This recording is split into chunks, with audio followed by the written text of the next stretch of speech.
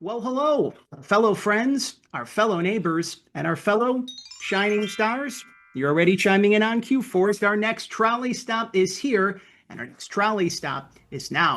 Welcome back to another all new episode of PR from the Heart's children's book spotlight series. To be precise, we have reached episode number 242. Forrest is equally excited. That is the 242nd trolley stop here at PR from the Heart, here at the Children's Book Spotlight Series as part of our summer reading season, our summer reading celebration, one of our favorite times of the year.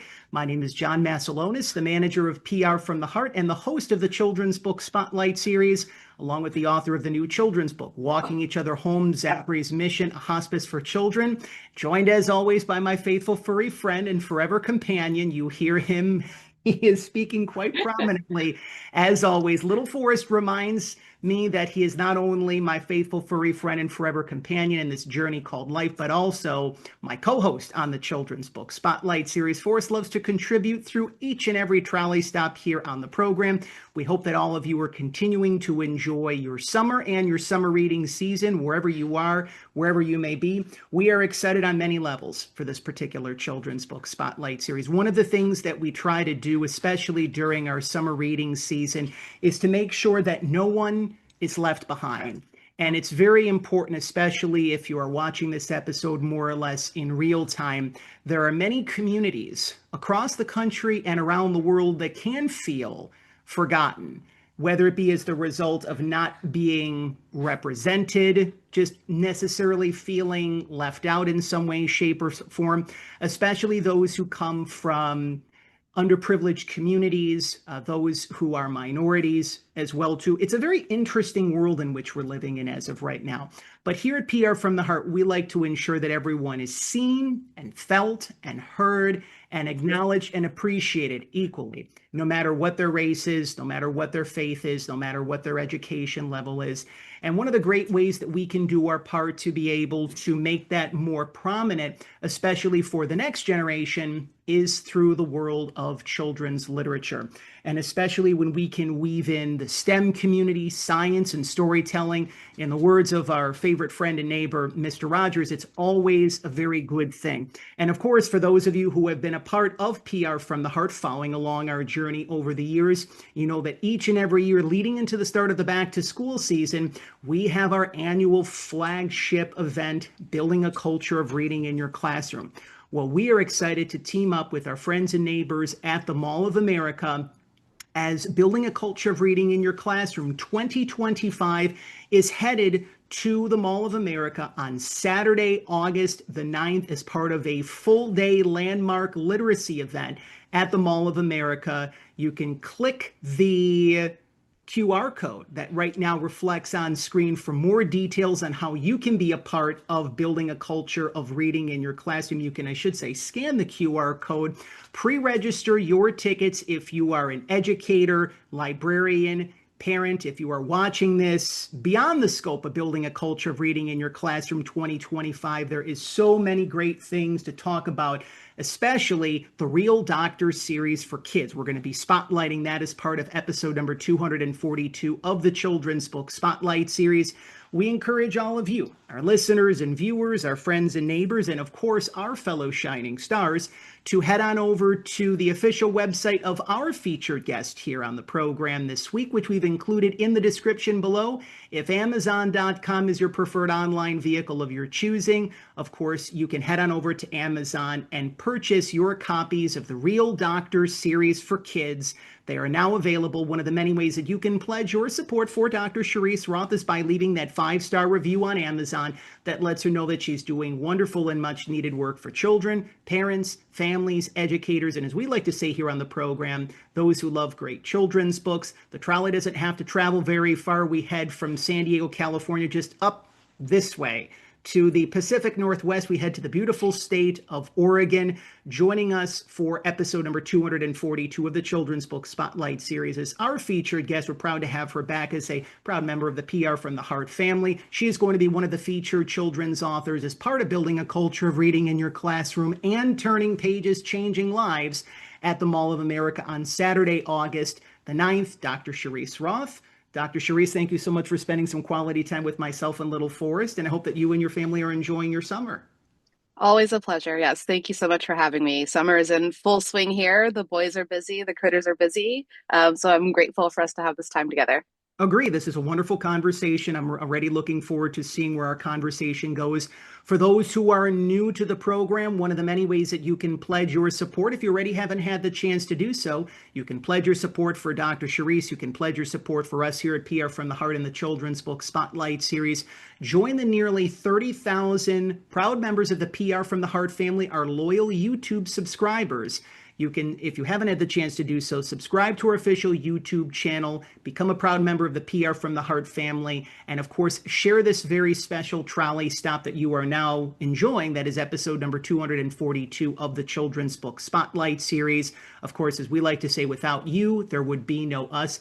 Especially if you connect with the world of STEM and storytelling, you really want to make sure that these kinds of messages can get into the hearts and the hands of those that come from underrepresented communities, minorities as well too, because we really are just trying to figure this all out together as we move along.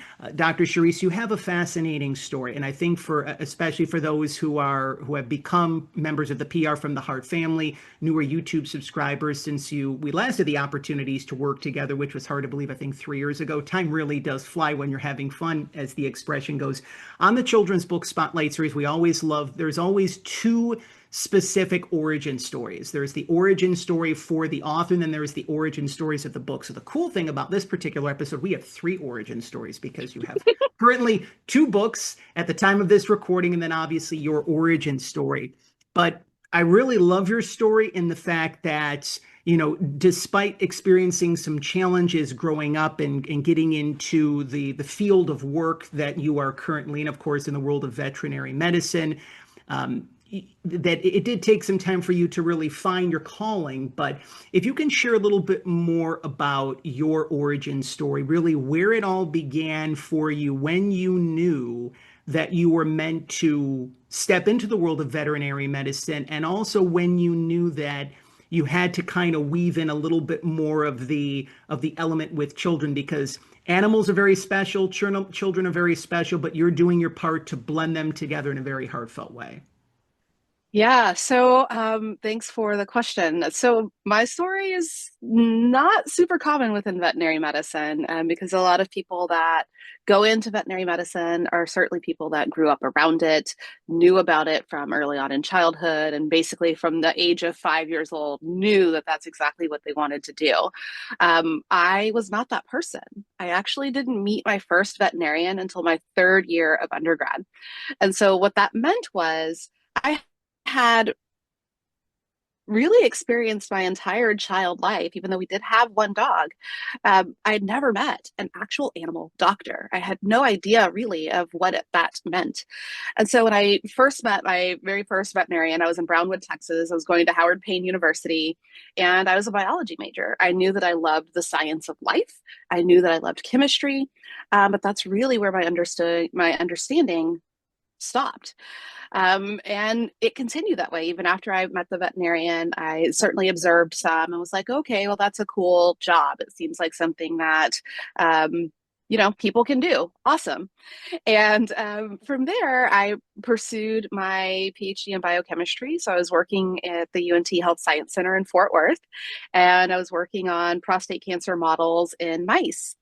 And it was actually during some of those experiences that the lab animal veterinarian came to me and said, you can do this. This is actually something that you should really think about being a veterinarian. And so I went home and I talked to my husband about it. And he was like, well, yeah, of course you can do that. Like, go for it. And and so I did, and thankfully I was able to get into Texas A&M University.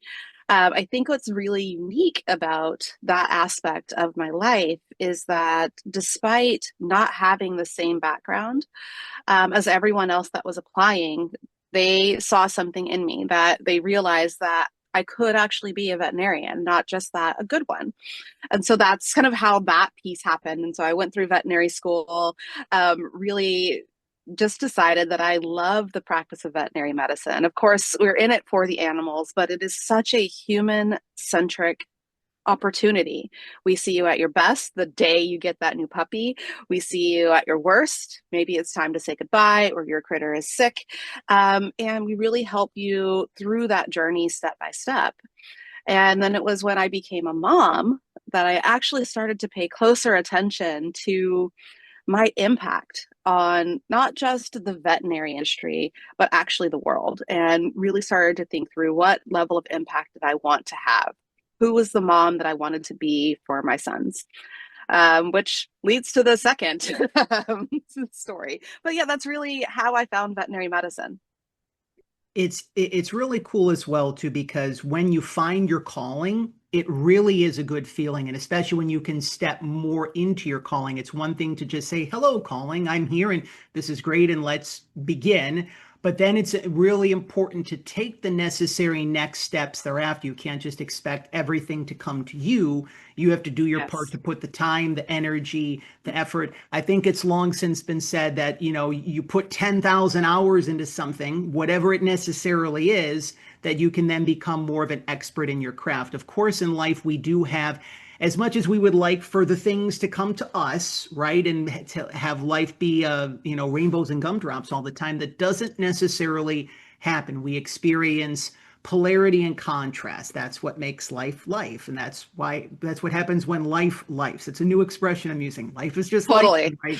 And so we can experience challenges, difficulties, obstacles, problems, stressors, troubles, worries along the way. It all has that same energy. We'd like to be here, but every once in a while, it's, whether it be the universe brings us down this way or it's just, through a random experience.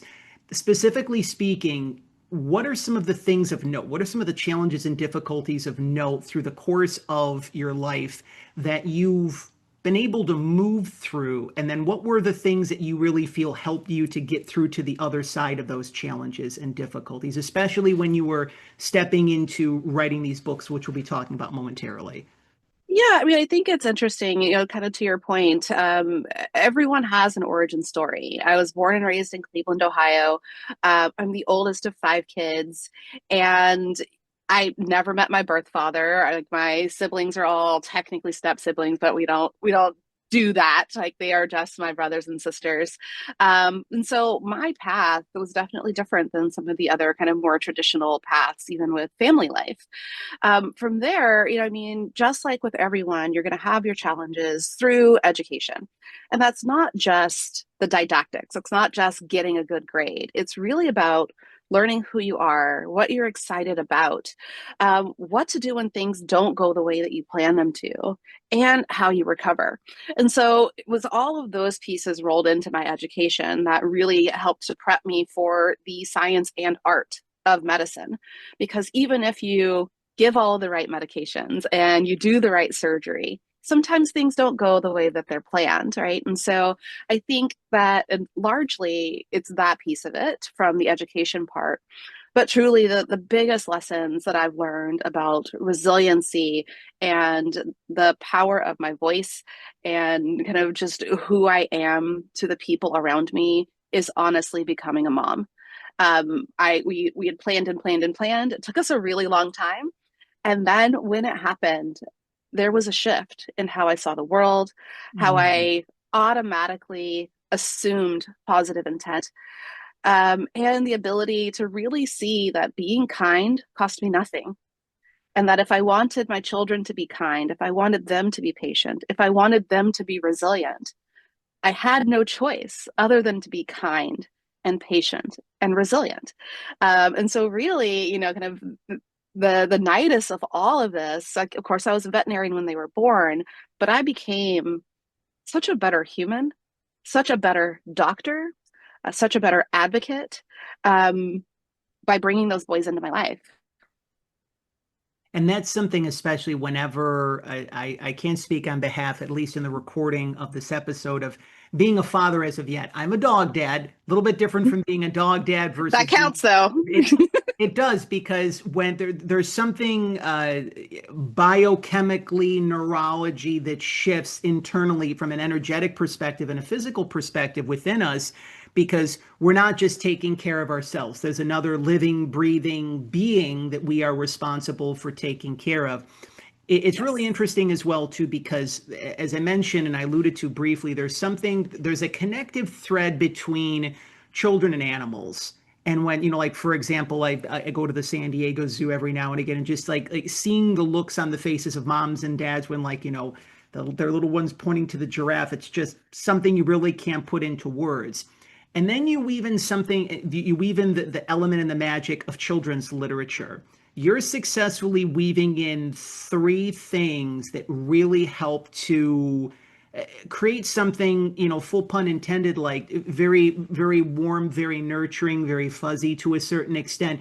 But it's something that's really needed right now because, again, if you're watching this episode in real time, there's always something happening. There's always something that's going on. But this has been a very, and not to try to have this get into be a political conversation, but there is a lot, like parents especially right now are needing to wear 65 hats where maybe before they only wore 50 hats. And that's the same thing Yes. with educators. That's the same thing with librarians as well too. Could you talk to us the thread of especially why it's important for you right now to kind of weave all of this together? And this is a part of your everyday life. This isn't just, where you said, okay, now it's 2025 and here's what I need to do. You've obviously been doing this already for the last several years together since the launch of your first book. So can you talk to us about the importance of that thread of weaving in all three between children, between animals, and children's literature? And really, if there's a secret sauce between the three, like how would you really describe it? Sure. Yeah. I mean, I think that if there is to be a secret sauce, it is mutual respect and empathy. That's really what the world comes down to. We run a farm out here in Oregon, and such a large part of my children's lives are one, we take care of our animals, we treat them with love and respect, and in return, they feed us. And in return, you get lessons about boundaries of what happens when you do something kind, what happens when you tug their ear. There are all of these sorts of kind of natural consequences, causes and effects that teach them that their actions, even if they're two, matter. And not only that, that not only do they matter, they directly impact someone or something else. And I think even just that very basic, there are natural consequences to how we behave, how we interact. That is something that is often lost in conversations, right? And so there's definitely that piece of it. From the empathy side, it really having children and animals together, along with kind of tackling complex topics at a children's level in books, really, gosh, it really just comes down to the humanization of life. That life is happening to us every single day. We get to choose how we react. We get to choose how we interact, and those things can sometimes be different. And that there are lessons everywhere. There are lessons in the goat barn. There are lessons in the chicken coop. There are lessons on your bike rolling down the sidewalk. And of course, when you crack a book. And so when I got to the point of deciding whether or not to write a book, I really leaned heavily on my children to decide not the topic or editing or anything like that, although it probably would have gone faster if they were editing. I don't know. But that really, what were the things that they appreciated about the books that they interact with? What stuck with them?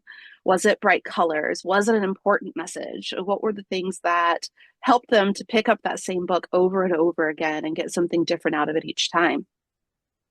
And this is something that's a perfect segue as we get ready to crack the cover and dive into the pages of both of your children's books in the Real Doctor series for kids. Again, joining us as our featured guest here on episode number 242 of the Children's Book Spotlight series, Dr. Cherice Roth. Of course, we're going to be talking, in addition, more about the Real Doctor series for kids.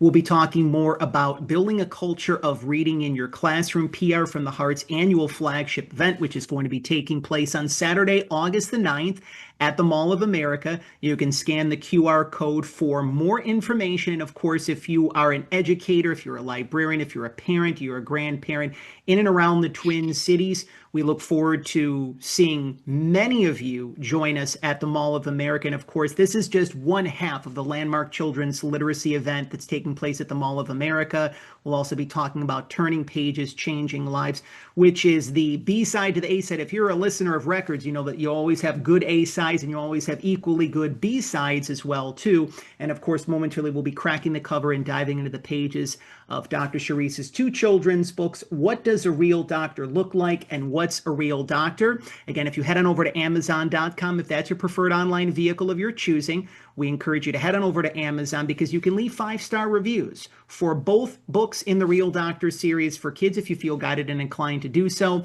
That helps Dr. Cherice. That really lets her know that she's doing wonderful and much needed work for children, parents, families, educators, and as we like to say here on the program, those who love great children's books. Of course, you can also head on over to Dr. Cherice's website, which we've included in the description below. If you head on over to your favorite local library, your favorite children's or independent bookstore, and they do not stock their copies of the Real Doctor series for kids, make that kind recommendation. Let them know that you heard about it right here on episode number 242 of the Children's Book Spotlight series as part of our summer reading season, our summer reading celebration. And of course, for all educators, teachers, principals, librarians, school superintendents, as you are doing your part to be able to make this not only the best back to school season for your students in recent memory, but to make this entire school year really stand out in a very special way and even beyond the scope of that, because of course these episodes air in perpetuum into the future, so we like to keep these as evergreen as possible. You can head on over to Dr. Cherice's official website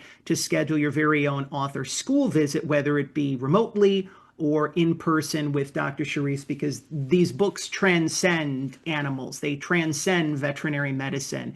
There's many heartfelt and key themes tied into these books, one of which I love is the importance of dreaming big, and we'll also talk about that. So kind of going back to the pin that we just put in our conversation just a few moments ago, your two boys, the fact that you were able to literally bring them to life in the earthly form and then in the children's book form. It's kind of like you technically had two separate births with your kids. Like I haven't really shared your books with you that way, but this has got to be a cool feeling for yourself. So could you share with us the origin stories, kind of like fleshed it out a little bit further when you knew, you became a mom and okay, wouldn't it be nice if these children's books came to fruition?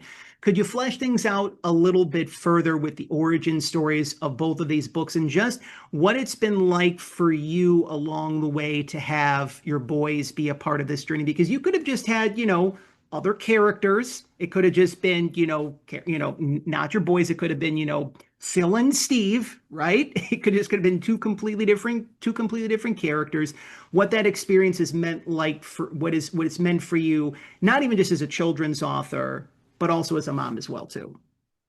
Yeah, so I wish that I had a really organized, well thought out journey as to how book one, What's a Real Doctor, came about. But as many moms know, you spend nights up, you get up in the middle of the night and you have these thoughts. And it's like 2 or 3 o'clock in the morning. I woke up with the thought in my head, what's a real doctor? And as I woke up with that was actually, I knew exactly what the thought was. I knew exactly where it was headed. So I wrote myself a post-it note that said, what's a real doctor? And turned over and attempted to go back to sleep. And when I got up in the morning, the boys are up doing their thing. I got them breakfast, walked downstairs to the office, and wrote book one. I started thinking through all of the ways I hear my sons explain to their friends what I do, how I do it, and really thought it was something really beautiful. Like they're so proud of me. They're so curious and have ultimate faith that I can essentially fix any animal, no matter what the problem is, right? Which every mom loves. But really, that was the origin story. And when I sat down and wrote it, it just came. And it was so much of, I think that my mind, my consciousness had been doing that research the whole time by listening to Tristan and Cooper talk about what I do and how I explain to them what it is that I do.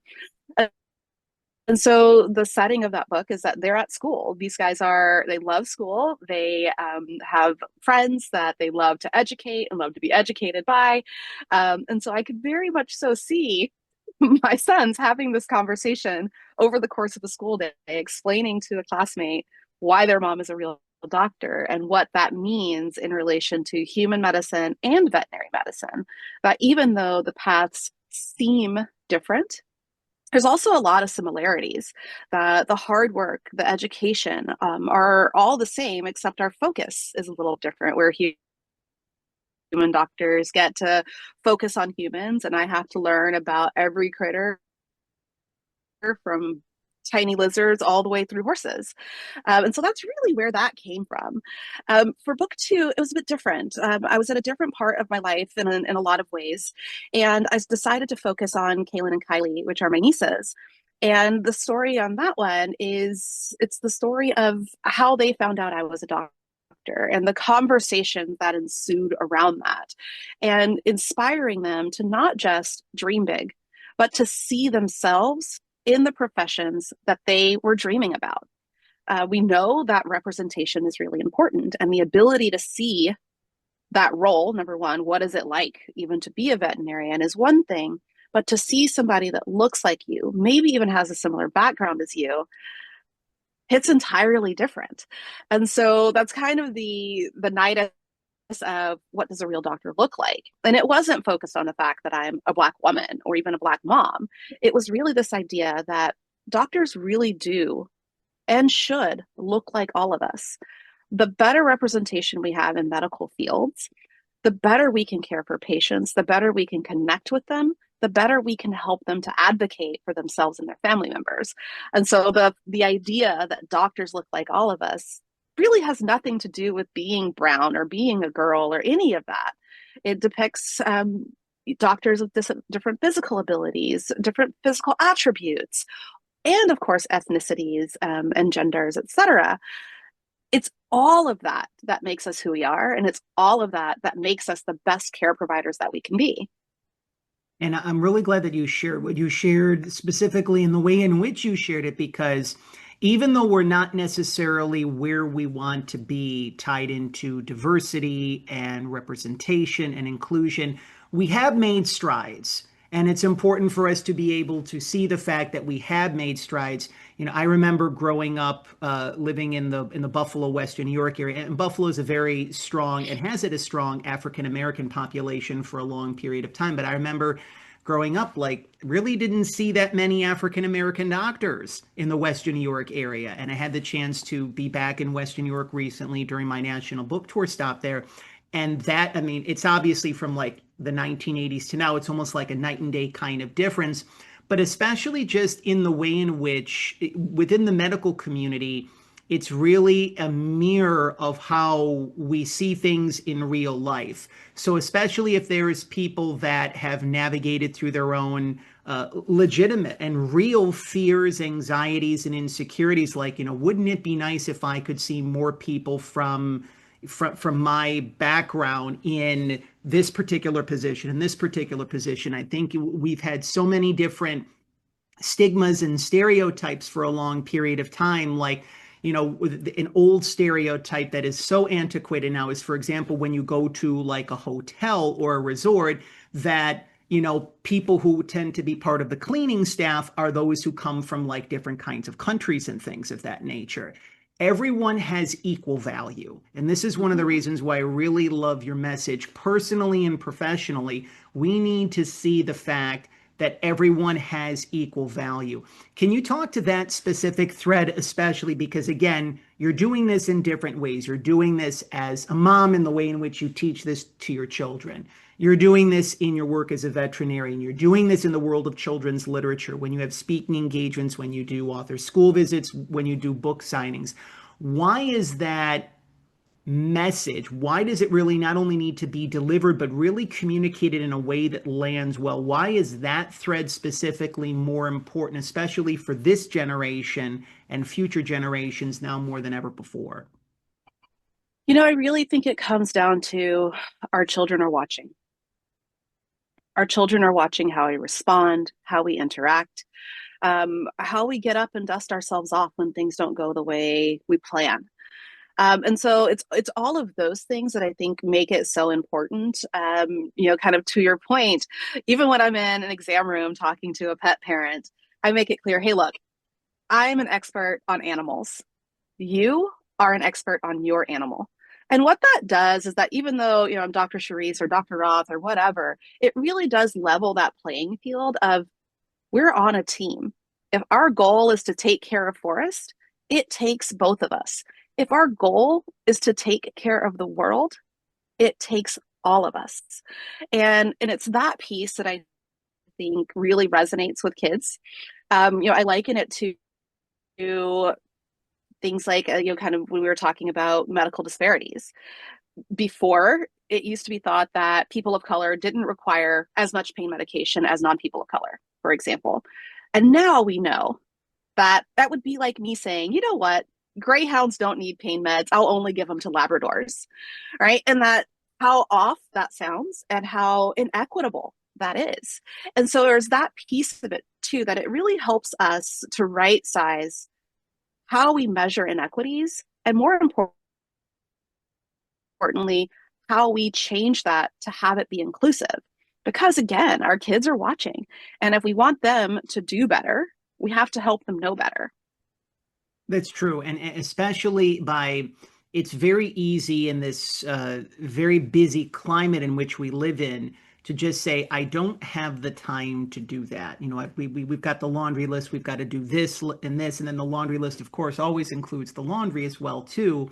But by just taking those few moments and to do that on a regular capacity, having those kinds of conversations with our children, we're doing our part to not only create a healthier, kinder, more empathic child that we're raising, but the ripple effect that our little one has out in the world is extraordinary. And this is why, again, especially we always ask ourselves amidst whatever's happening in the world, what we can do. We can focus on what we can control, and we can do our part to create, a kind of relationship with our little one and teach our little ones the importance of empathy and value within others as well too. I really love your stories as well because they're very engaging, they're very and you weave in several different aspects. So again, little ones are able to learn about, different kinds of animals, and that's again just, going back to when I was a child and remember going to the Buffalo Zoo, and I was always obsessed with the polar bears. They got a really cool, polar bear exhibit there. But you're really continuing that thread because, kids can't go to the zoo every day, right? So in essence, especially being able to connect children with animals through books, those stories then can continue to live on so that in essence, when let's say, a little one lands up meeting a cow for the first time or a horse for the first time, and they see that through the form of a children's book, they can say, wow, like I learned about it thanks to Dr. Sharif. It really helps to bring the relationship that little ones have with animals more to life as well too. I talked about the importance of dreaming big, and especially when in a world in which it could very easily look like you have to strive more, you have to work harder, that you have to. One of the things that it's an expression that I know it's been used probably since the dawn of time is you have to make things happen. That's the expression. And I don't necessarily believe that in the way in which I did before. It's important for you to put in the time and the energy, but it's long since been said as well that luck is where preparation meets opportunity as well too. Mm. So specifically from the thread of dreaming big, we always like to be able to provide some tips and tools and strategies for parents, for educators, for those who watch the program, grandparents as well too, that they can immediately extract for not only themselves but for the children, for the little ones that are in their lives. What can we do as parents and caregivers and custodians of our little ones to not only inspire them to dream big, but to take some necessary tangible action steps to do the thing, whatever it is that they want to do? Be a children's author, be a veterinarian. What does that necessarily look like to you? So I'll give you two thoughts. The first is try your best to say yes. And what I mean to that is not necessarily buying your kids everything or taking them everywhere, but when they are seeking a new opportunity. Try your best to work that answer into a yes, and get them out there. The more they're exposed to, the more they see, the more things they can dream. If they don't even know that it's possible, it'll never happen. So that's the first thing. Second, I think I mean, I'm no mom expert, but I can tell you what I did. One of the things that I've enjoyed so much with my boys is giving them notebooks. They have notebooks everywhere, and some are for drawing, some are for writing, some are for coloring. Allow them to put down their thoughts. And the way that I put it is like, hey, if you're thinking about it, write it down. And if it's important enough for you to write it down, that's something special because no one else is going to have that thought. No one else can do the things that you can do. And so it really is that celebrating of, even if it's drawing a Pokemon character or creating a Pokemon character, it's from their head. And that gives them a sense of confidence to, one, trust the things that are coming from their head and share it so that it can be tested amongst people that love you. So I sit with them. I look at the things that they draw. I celebrate it. I let them tell me the story about how they decided to draw it, why they chose blue instead of green for the trees. All of those sorts of things to really open up a way for them to tap into those pieces that are already creative and to keep record of it. So that's really, like, I really enjoy looking at their notebooks and again, kind of just having them walk me through their thought process and how excited that they are to share those thoughts with me and for them to trust me enough to share those thoughts with me.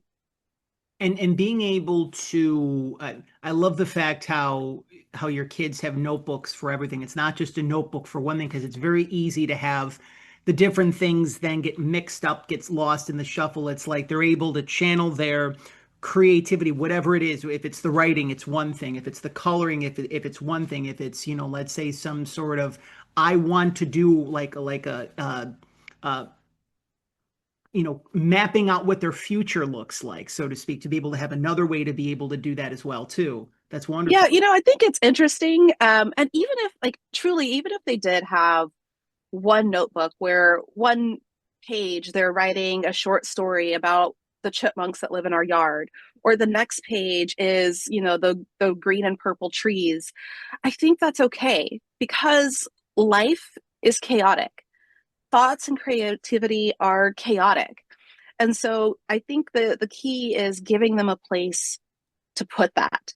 That even if it's a sad thought, a mad thought, a happy thought, it all fits in our life. It all fits in either your very divided notebooks or in that one big binder we call life, right? And I think that that's another big piece of it too, of just helping them to not only identify what it is they're feeling, what it is they're thinking, but then how to share that, either in speaking it, writing it down, or drawing it, I think is really important.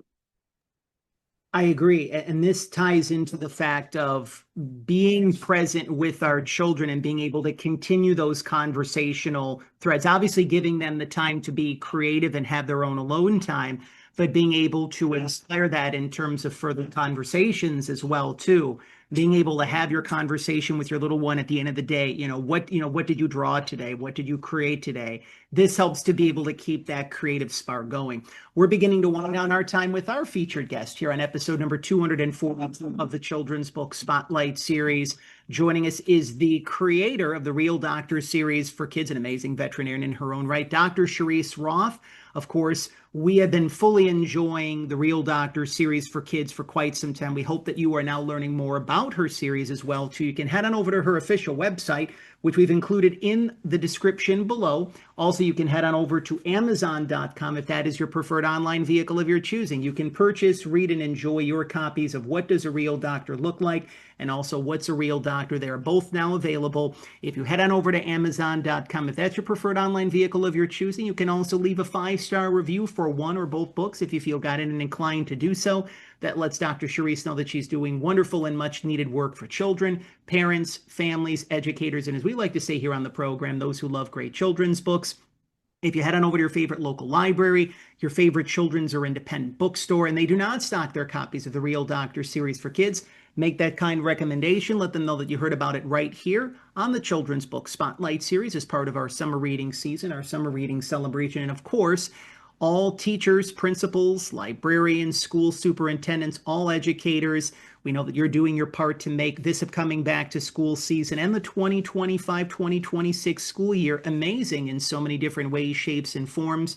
You can head over to Dr. Cherice's official website, which we've included in the description below again, to schedule your very own author school visit, whether it be virtually, remotely, or in person as well, too. And of course, very shortly, we will be discussing more information about building a culture of reading in your classroom. Dr. Cherice is going to be one of the featured guest children's authors that's going to be a part of the landmark children's literacy event at the Mall of America in the Twin Cities, in the Minneapolis-St. Paul area. And of course, we're super excited to team up with our new friends and neighbors at the Mall of America for not only this event, but also Turning Pages, Changing Lives. Full day landmark children's literacy event at the Mall of America. A few other threads that I did want to mention before we shift gears into both building a culture of reading in your classroom and Turning Pages, Changing Lives.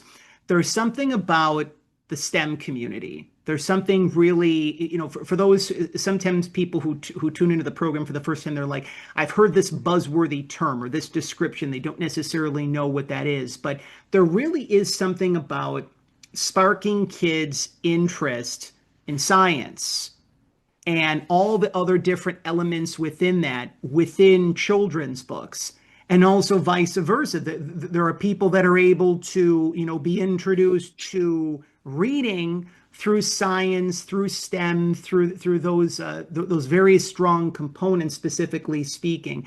Could you share with us, because again, there are some children's authors that will just write books about a proverbial rainbow or gumdrop. So it's not necessarily a STEM themed book, but could you share with us a little bit more about your experience in kind of connecting with the STEM community a little bit further and how you really feel that those kinds of books, like the ones that you are bringing to the world, are helping to represent underrepresented communities? Yeah, absolutely. So for those listening, STEM stands for science, technology, engineering, and mathematics. And those key elements really help children to understand, it helps all of us to understand the world around us. We know that children have this natural curiosity of why, mom? Why, dad? Why, granny? All of those. And so science, technology, engineering, and mathematics all help to answer those questions. And I think that, especially I'm a first generation college student, coming from a place where my parents couldn't necessarily answer those questions. Why is the sky blue? Why does water not flow uphill? All of those sorts of things. But I thankfully was provided with books that could answer those questions for me. And it really expanded my version of the world. That if I had not had those books, or back in the day, the encyclopedia sets available, my world would have stayed very small. And so that's the key to representation. That's the key to having these STEM topics well within the reach of children. And that it really does broaden the world. Not only does it answer the whys that they're going to come up with anyway, it also gives them the thought that maybe they can impact the why. Maybe there's something else that they can discover about why water flows the way it does. And it gives them that sense of confidence that, again, we said this early on in the interview, that their actions matter. Their actions have impact. Their curiosity has impact. And it's all of those things that I think really represent in both what's a real doctor and what does a real doctor look like. And that, yes, while it's talking about medicine and it's talking about veterinary medicine, it really is actually connecting those worlds with the small world of a child, because they're going to look everywhere to try to expand it. And books are a really great way to do that, regardless of how underserved their area may be. That there are books that if you can't go live in the mountains, you most certainly can read my side of the mountain. There are those pieces that I think really help to empower children to to search in the places that maybe their parents have never been before or that their families have never even considered going. And so that's why I think that the children's literacy piece to me is so vital, that it really does open the entire world, regardless of whether you're able to afford to travel there or not. It opens the possibilities.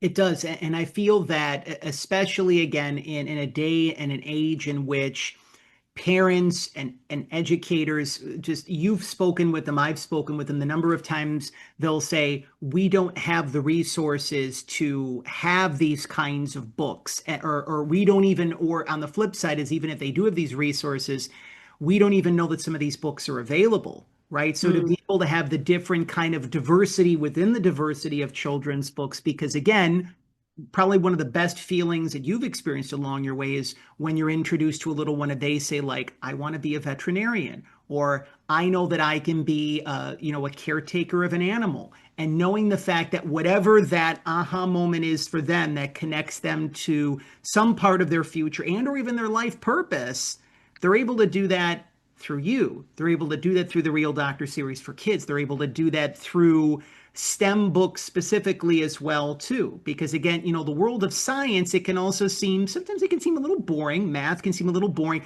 but there's something about, again, we've said the term the secret sauce. There is something about the children's books where when you crack the cover, it's like, wow, it becomes more engaging, it becomes more connective, and it makes things that could seem boring or meh, you're really able to find the spark. You're really able to find that connection in the process. The other thing that I wanted to discuss before we shift gears in our remaining moments, talking about both building a culture of reading in your classroom and turning pages, changing lives, is the importance of resiliency for our children. And mm, and in the fact that reading can provide resilience in many respects, having healthier representation can provide greater resilience.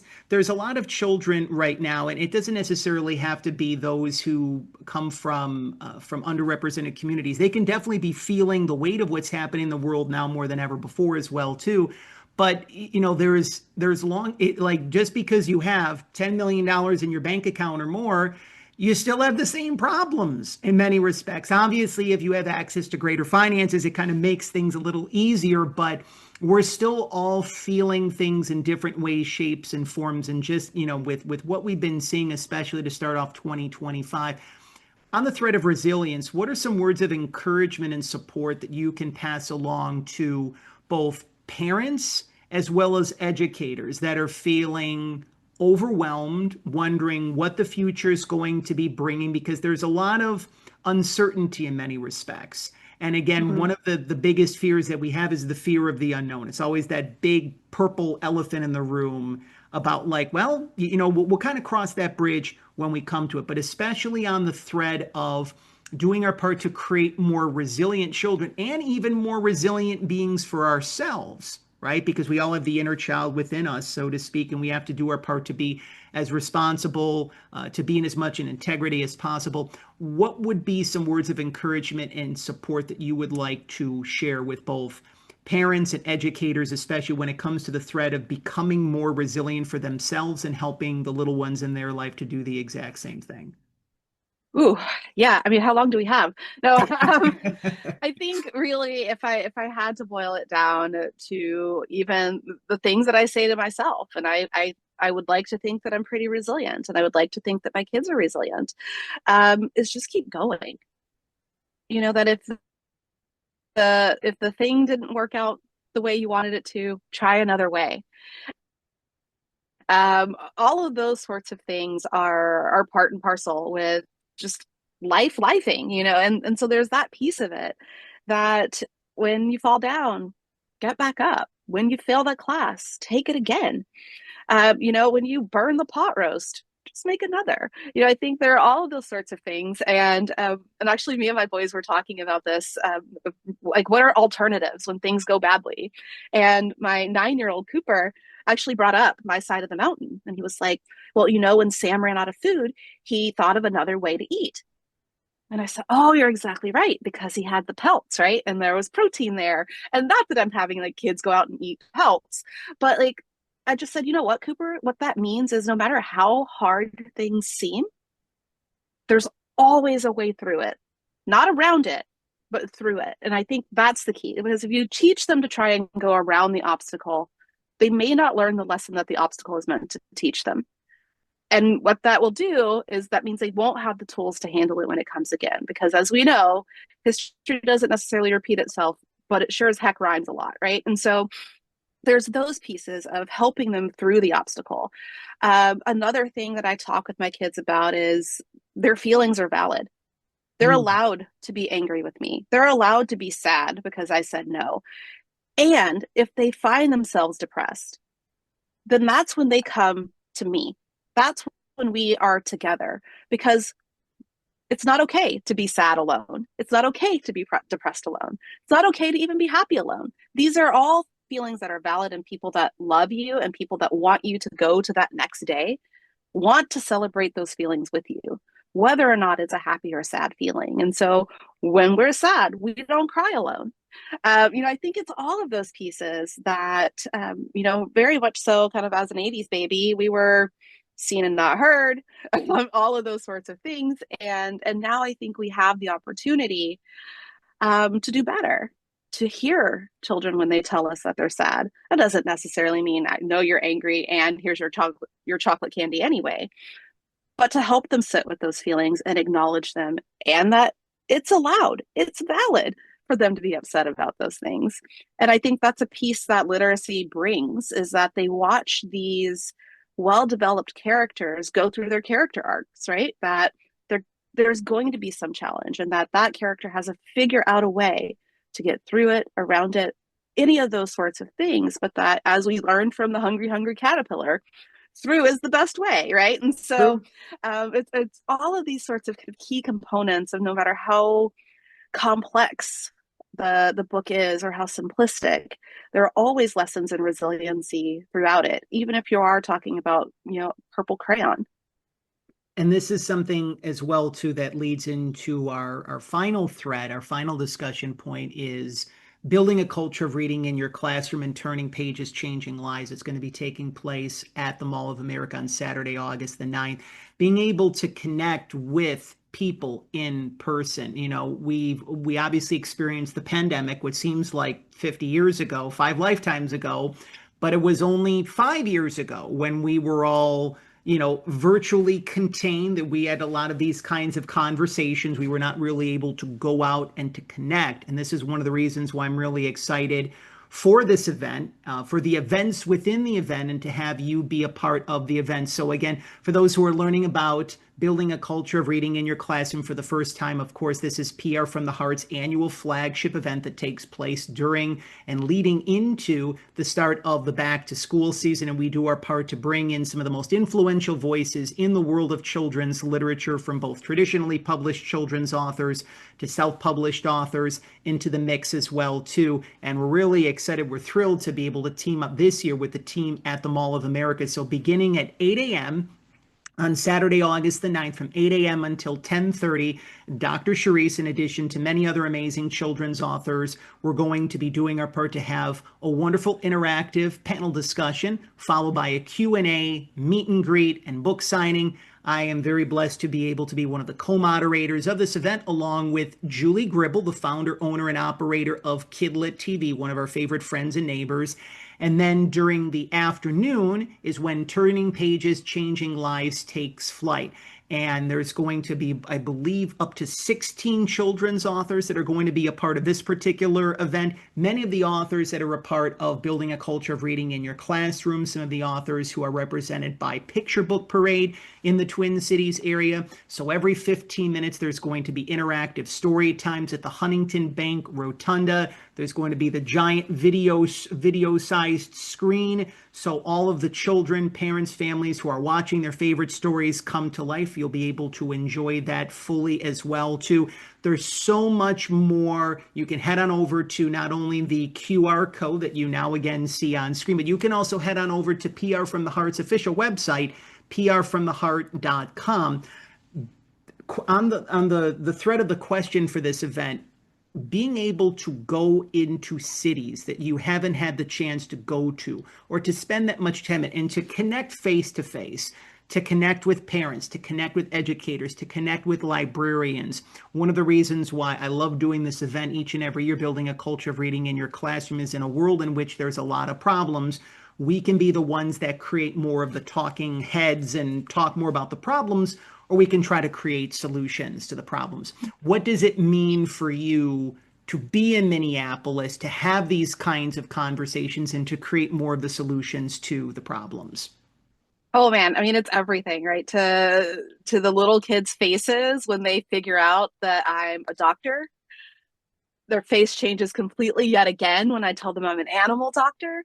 And then for me to be able to follow that up and say, and I wrote some children's books just for you. Their eyes just light up, and it gives them the sense of, oh my gosh. And I get hugs, I get pictures drawn and sent. There are just so many things that let you know that you've impacted somebody's life for the positive. And that's really why I like doing these events. I'm actually an introvert, like truly an introvert. But these sorts of events, I put that aside because I really do feel like if I am meant to meet the one child that may become the veterinarian that cures all animal cancers, this could be the event that makes that happen. It could be the door opening for them to be curious about animal health or how we relate in animal health. And even further, that if they're not interested in STEM, maybe they're interested in becoming an author, and that they realize that they can have a whole different job and still be an author. And like it just opens the doors, and seeing the children's eyes light up and seeing the parents' gratitude is something that fills my balloons from day to day. And so I think that that's something that, one, it's a little bit selfish because I go because it makes me feel good and it's cool to see. But two, the hope is that I'm impacting, even if it's a single life, to help move the world towards being more empathetic and more kind. It's worth it. I agree. And being able to connect with other like-minded authors to make an even greater impact on the minds and the hearts and the lives of children and parents and families and educators and librarians. We're also equally excited because WCCO CBS Minnesota's Shayla Reeves, Emmy Award-winning journalist, she's going to be a part of building a culture of reading in your classroom and turning pages, changing lives. The beloved sports director, now retired sports director at KSTP, the ABC affiliate in Minneapolis, Joe Schmidt, of course, former guest on the children's book Spotlight series. Of course, he is the creator of the amazing children's book, The Right Thing to Do, which is the picture book autobiography of Major League Baseball Hall of Famer, newly minted, that is, in Minnesota Twins legend Joe Mauer. So again, you can scan the QR code that we've been sharing throughout the course of this episode of the children's book Spotlight series for more information on the event. 8 until 10:30. Saturday, August the 9th, for building a culture of reading in your classroom. That's taking place at the private event space at the Mall of America, right next to Nickelodeon Universe as well, too. So if you've ever been to the Mall of America, or if you've only seen it on TV, they've got the really cool roller coaster. We're going to be right near that really cool roller coaster in the process. And then again, beginning at, I believe, either 11 a.m. or 12 p.m. That's when Turning Pages, Changing Lives begins. And again, every 15 minutes, there's going to be interactive story times. It's going to be on the big stage at the Huntington Bank Rotunda space. There's going to be face painting, crafts, so many amazing things for your little ones to be able to take part of. Again, as part of a landmark children's literacy event, Saturday, August the 9th. So we're looking forward to all of you being a part of the event. If you are in and around the Twin Cities area, and if anything, you say, you know what, I'm watching this episode after the fact, of course, you still have now had the opportunities to learn more about Dr. Cherice Roth's work. Once again, the Real Doctor series for kids. It is now available. Before, of course, we close out every children's book Spotlight series episode, Dr. Cherice, we always like to close it out in two specific ways. As you've known me for a long period of time, we are huge buffs of Mr. Rogers and Mr. Rogers' Neighborhood here on the program. And of course, in many ways, shapes, and forms, Fred did his part to be able to create a greater kinder, more empathic world in the way in which he lived through Mr. Rogers' Neighborhood. In many ways, shapes, and forms. He most notably did this between his time on the program when he traveled across the country, whether it be to visit sick children in hospitals, whether he spoke at college commencement speeches. But most notably, he did this when he received his Lifetime Achievement Award at the Daytime Emmys. And he always kept the time, whether it be 15 seconds, 30 seconds, or a full minute. He always encouraged us to remember those who helped love us into being. Who are some of the people that you would like to publicly recognize here on episode number 242 of the Children's Book Spotlight series that have helped love you, Dr. Cherice Roth, into being? Yeah, I mean, I guess I'll start with my family. That's inclusive of moms, dads, siblings on both sides of the marriage. And they really have given me the feedback to help me learn and grow. And then more specifically, my husband, Tristan and Cooper. My husband is Jeremy. We've been married for almost 19 years now. And Tristan and Cooper are 9 and 10. And they really have given me the freedom to explore and do things like writing children's books or textbooks or all of those sorts of things, but also their encouragement. I really do believe that those three gentlemen think I can do anything. And that is a gift. It is such a gift. I tell people that my husband is vice president, president, secretary, and treasurer of the Cherice fan club. And it is true. There is nothing that he thinks that I can't do. And that is something that I highly value and I understand, and is an immense privilege to have that level of support within my household. Same for Tristan and Cooper. When I was having difficulties in writing my textbook, they told me, Mom, keep going. Veterinary medicine needs this from you. Like those sorts of things are so inspirational, and it absolutely helped love me to where I am today.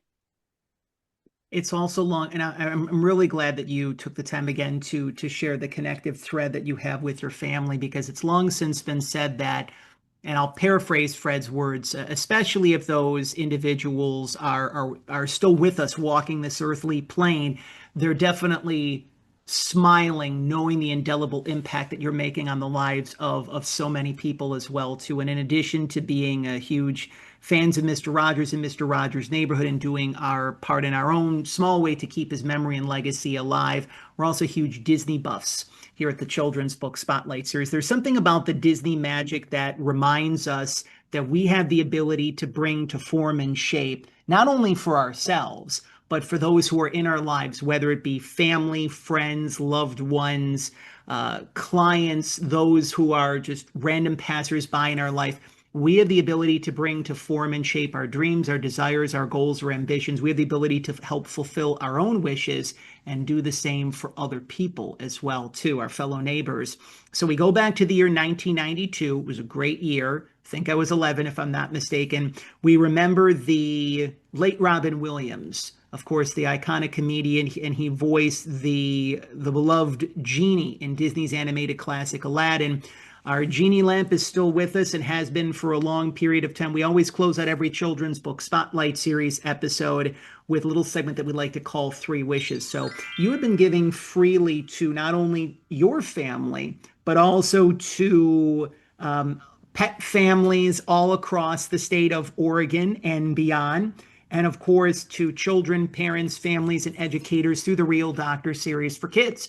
So this is your time to receive, Dr. Cherice. I believe the only two automatic disqualifiers, according to the Genie of the Lamp: one, you can't make someone fall in love with you; two, you can't ask for more wishes.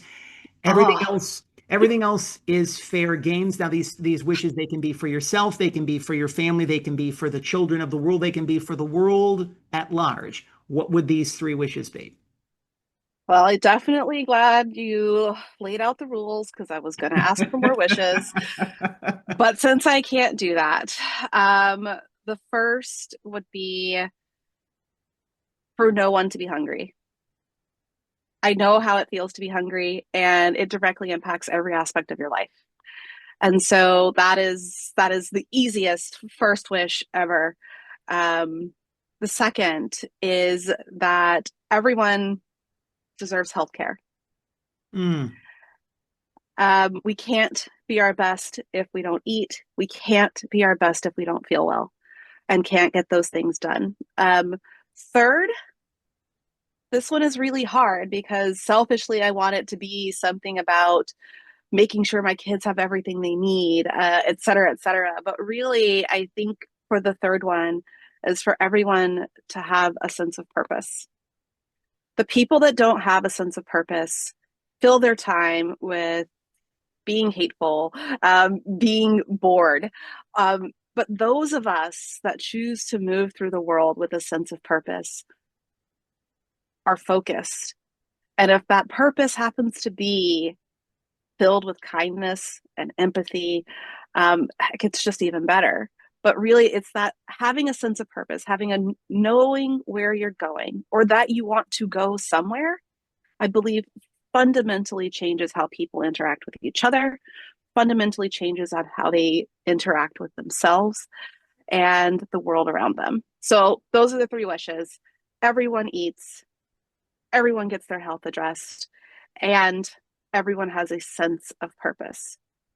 I really appreciate you sharing that as well, too, especially on the thread of purpose, because when we have a purpose or a mission, even if we don't necessarily know what it is in totality, it's long since been said that if you don't know what the staircase looks like, you just take that next step. And it's also long since been said that when one's wishes come from one's heart, they have a greater chance of coming true. Little Forrest always likes to contribute, as he has, to this particular episode of the Children's Book Spotlight series and every episode thereafter. One of the fastest growing endorsements continuously in the world of children's literature. It's similar yet different to if you're of course, grew up in the 80s and 90s, and you remember the late movie critic duo Siskel and Ebert. When they loved a movie, they gave it 2 thumbs up. Well, Little Forrest and I have had the opportunity over and over to enjoy What's a Real Doctor and what does a real doctor look like. And of course, Little Forrest is officially now proud to give 2 paws up for both installments of the Real Doctor series for kids. So technically, that's 2 paws times 2.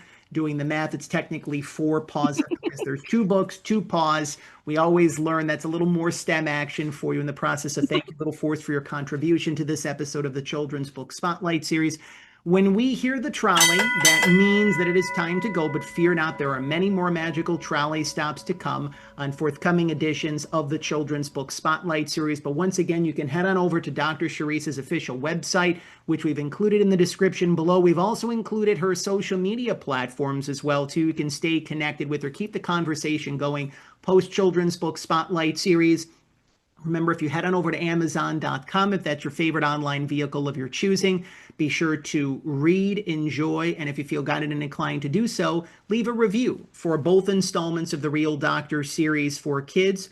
What's a Real Doctor and What's a Real Doctor Look Like? Again, by leaving those 5-star reviews on Amazon, that lets Dr. Cherice know that she's doing wonderful and much needed work for children, parents, families, educators, and as we like to say here on the program, those who love great children's books. If you head on over to your favorite local library, your favorite children's or independent bookstore, and they do not stock their copies of the Real Doctor series for kids, make that kind recommendation. Let them know that you heard about it right here on the Children's Book Spotlight series as part of our summer reading season, our summer reading celebration.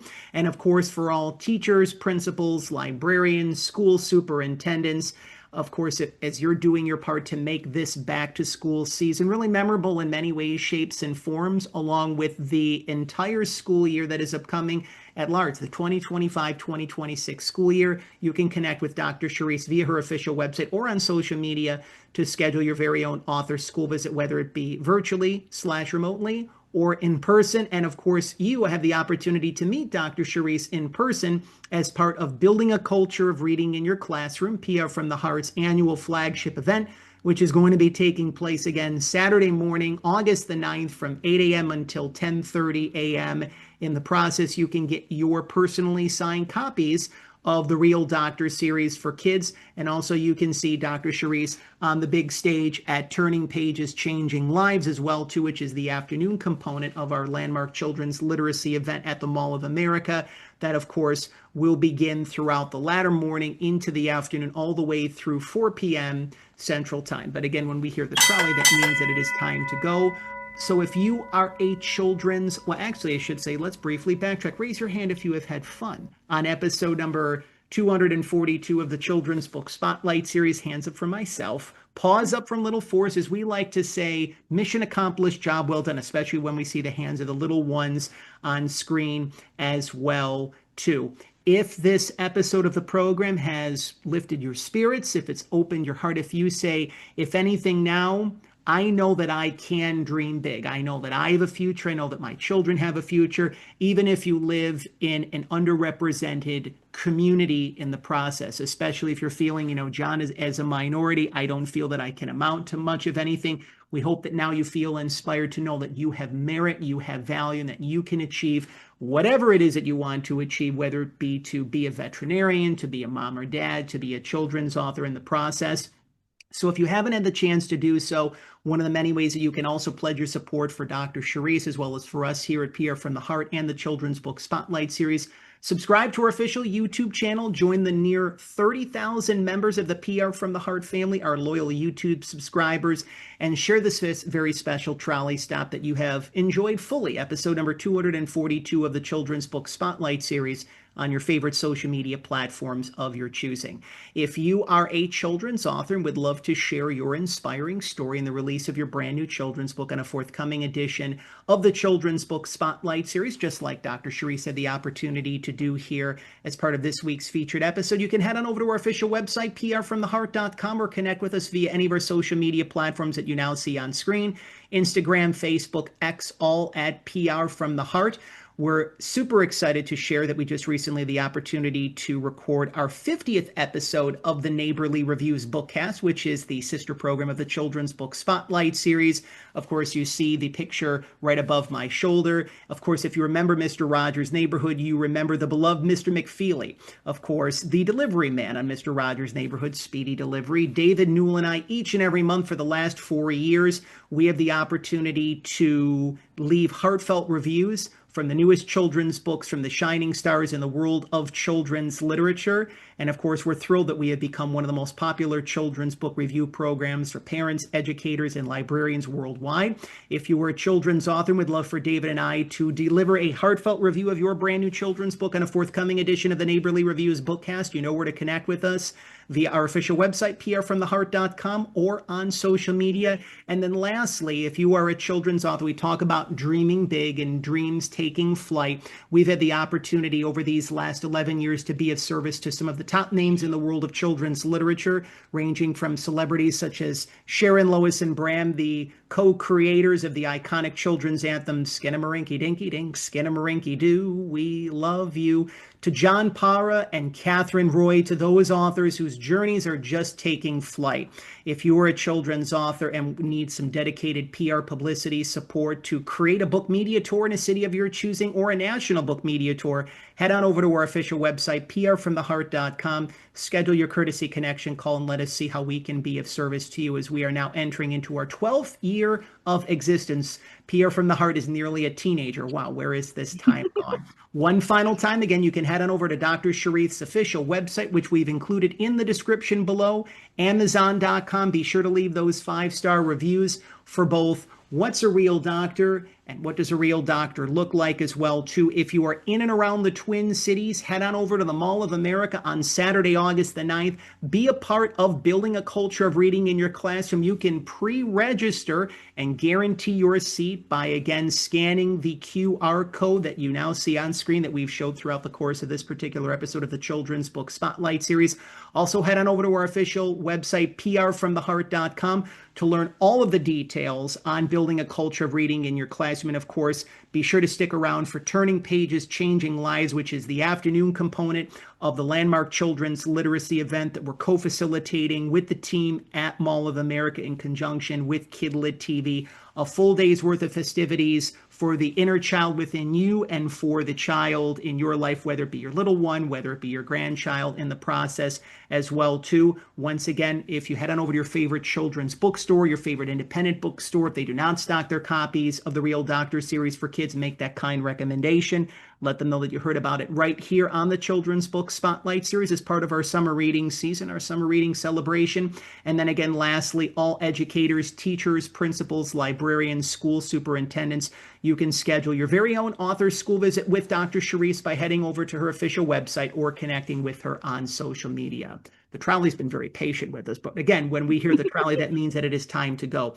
We want to thank you for your continued support of PR from the Heart, for your continued support of the Children's Book Spotlight series, for your continued support of children's authors, picture book authors, middle grade authors, illustrators, all kidlit creators in the world of children's literature, such as Dr. Cherice, who again are making a wonderful impact on the next generation, who are doing wonderful work for children, parents, families, educators, and for those who love great children's books, for the pillars of our community, local libraries and children and independent bookstores.